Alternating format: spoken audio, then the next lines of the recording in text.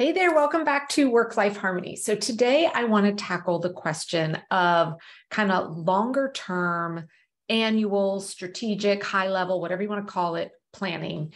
And is it a waste of time? Now, this topic is near and dear to my heart because it pains me to see that so many women out there today kind of feel like, why even bother planning anything, beyond the next couple hours, because my life is so crazy. Things are ever changing that it just feels like it would be a complete waste of time to do that longer term, bigger picture, what I like to call annual strategic planning. So is it a waste of time?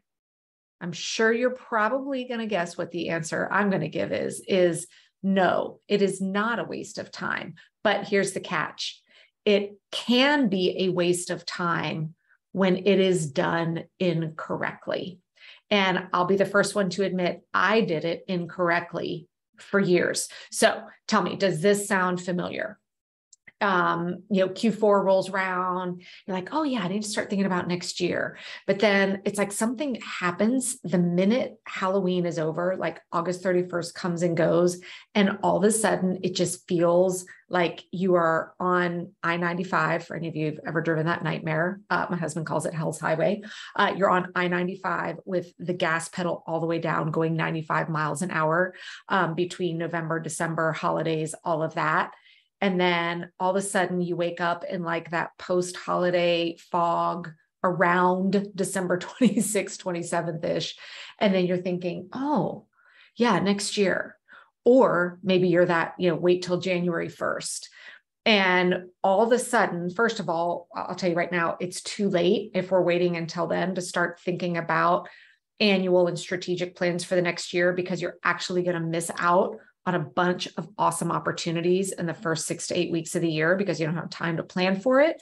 But that's another topic. So you sit down, you kind of think about what do I want out of the year? Maybe I want some vacations. You start like goal setting, dreaming. You might even have one of those, journals or binders specifically around setting out your goals for the year. And so, maybe you've written them all out. You're like, yeah, I've got these goals ready to go. And then guess what happens? You just start about your life over the course of the year. And 9 times out of 10, most people don't have a system in place that actually takes that planning and filters it all the way into their daily lives. So you've bought this beautiful book to help you do all of that, goal setting, dreaming, whatever for the year. And then it kind of goes and sits on the shelf. And then you find yourself at the end of that year in that same post-holiday kind of hangover coma going, oh God, you start thinking about what you'd set out to do 12 months ago. And you start to realize maybe you didn't hit any of those dreams, goals, desires, or whatever. And then we feel guilty, right? I know I did that for years. Or, maybe some of us will start off the year strong, like the first 3 weeks we're all in, and then it all kind of falls apart. Well, that's because you are lacking some integral things that you need to make that long-term planning actually work for you. So back to the initial question of, is it a waste of time?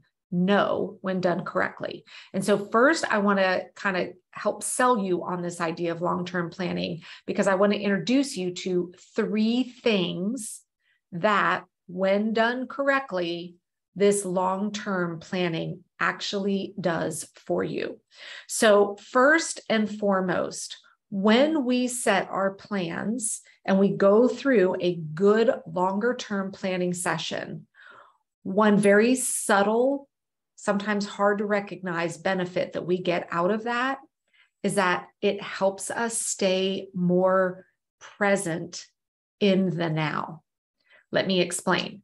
So when we get those longer term plans in place, what that helps us do is minimize those little voices in our head that can pop up at us all the time of, oh, don't forget about that. Oh, what am I going to do about that? Oh man, where am I going to go for my next vacation? Oh God, what's the next event that I need to get in place? So when we have gone through a thoughtful, intentional, more longer term strategic planning session, those little voices, those little pop-ups really start to go away, allowing us then to be more fully engaged in the here and now. Because we all have it, ladies. We've got those little voices going at us all, maybe they're little guys sitting on your shoulder going at us all day long. Don't forget, what about? Don't forget about this. What about that, right? But the better we are with our planning practices, we start to quiet those. So that is benefit number one of doing that longer term planning the right way, is that it allows us to be more present in the now. Now, the second benefit that we get from that longer term planning is it allows us to establish much better boundaries with what we are feeling good about saying yes to versus what we need to say no to. So I'm sure, many of you are like me, things are coming at us all the time with opportunities of things to sign up for, events to go to, maybe it's a family obligation, whatever, but things are coming at us all the time. And if you have not done thoughtful, longer term planning, and when an opportunity comes at you, it's going to be a lot harder for us to feel really confident in what we say yes and no to if we don't have those longer term plans. So, the time I'm recording this, it's August here, and something just came in my email box yesterday for an opportunity in November. Now, that's a really long way away, right? But because of the longer term planning I do, I was able to quickly see that that would not be a good thing for me to say yes to because of other things I had earmarked for that time in November, that when I was able to see that and make that comparison of, is this opportunity a better use of my time than what I had decided a while ago I wanted to do in November? Now, sometimes the answers might be yes, right? And that's okay. But again, it's helping us establish those boundaries. It's giving us that thing to compare to make sure that we're spending our times on the things that are most important to us. But if I hadn't done that, I would have said yes. And then that would have been a missed opportunity of time of something that when I was sitting down going through the right type of long-term planning, I had decided this was important to me and this is what I want to spend my time doing.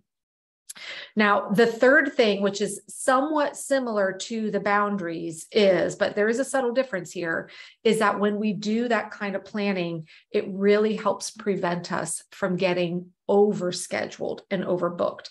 Now, in the last example with the boundaries, that wasn't an overbooking. If I had said yes to this other opportunity in November, it's not that I would have been overbooked.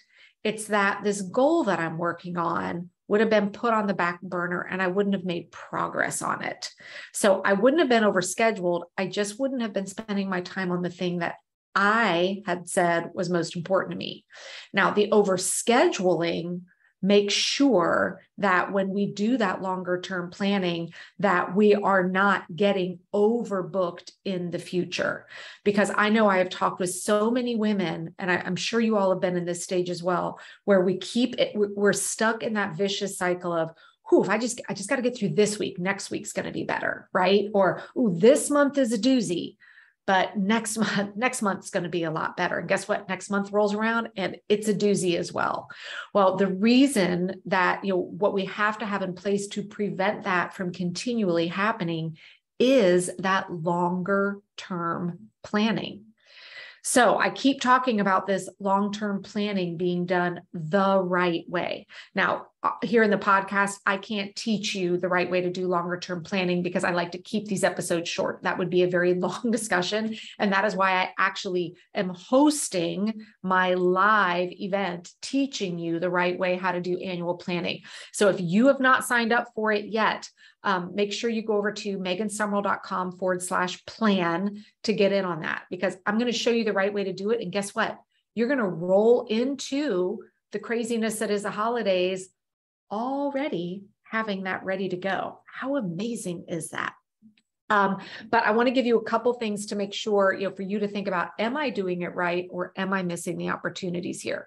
So as I mentioned at the beginning, what most people do and what is the wrong way to do annual planning or long-term planning is to sit solely in the, What dreams do I have? What goals do I want to hit? And then brainstorming about all of those in your special new beautiful journal. We all love them, myself included. And we write and we brainstorm and we get all excited about it. And then we close the book on that journal, and then it goes back into our bookshelf, and then we never see it again, right? That is not the right way to do it.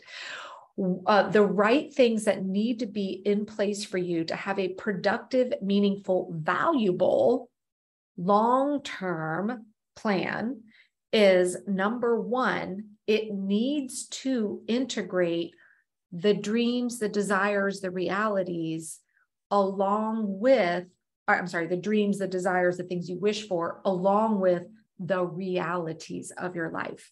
So if you're doing this kind of long-term planning, visioning, goal setting, etc., but you are not looking at the realities of what the next year means for you, what kind of time availability do you have? What things are you already committed to? If you're not marrying those together, then you're never going to get that into your daily, weekly, monthly practice, right? And then the second key thing that you need to have as part of this long-term planning is you need to have a visual tool that you are seeing on the regular that is integrated into how you are conducting, hopefully, your weekly planning sessions. You guys know I'm always going to bring that up. So at the end of how I do my annual planning and what I'm going to be teaching everyone is it all comes down to this beautiful little one piece of paper, one pager that sits inside of my planner. And it's the very front page of my planner.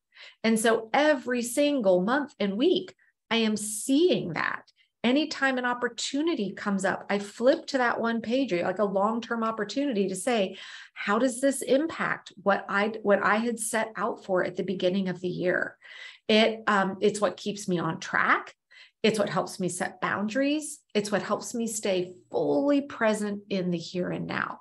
So if you have been kind of given up on long-term planning, thinking, what's the point? Life changes too much. Life's too crazy.